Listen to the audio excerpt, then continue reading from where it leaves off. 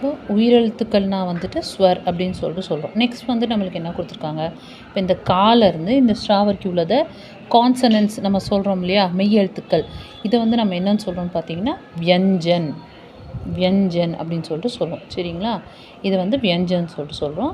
இது என்னன்னு பார்த்தீங்கன்னா, இப்போ நம்மளுக்கு இங்கே காலேருந்து ஹா வரைக்கும் மட்டும் வியஞ்சன்னு சொல்லுவோம். இந்த கடைசி இந்த 4 லெட்டர்ஸ் இருக்கு இல்லையா, இக்ஷா த்ர ஞ ஸ்ட்ர, இதை வந்து நம்ம என்னென்னு சொல்லணும்னு பார்த்தீங்கன்னா சம்யுக்தாக்ஷர் அப்படின்னு சொல்லிட்டு சொல்லுவோம். சரிங்களா, ஸோ ஃபஸ்ட் ஒன் இருக்கிறது ஸ்வர்ன்னு சொல்லுவோம், நெக்ஸ்ட் வந்துட்டு வியஞ்சன்னு சொல்கிறோம், இந்த கடைசி 4 லெட்டர்ஸை சம்யுக்தாக்ஷர்னு சொல்கிறோம்.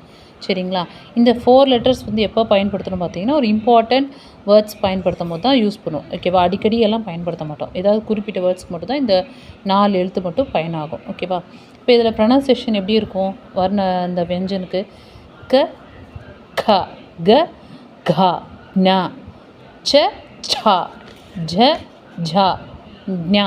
ஓகேவா, நெக்ஸ்ட்டு ட ட ட ட ண த த த த ந ப ஃப ப ப ம ய ர ல வ ஷ ஷ ச ஹ. இது வந்து க்ஷ த்ர ஞ ஸ்ர.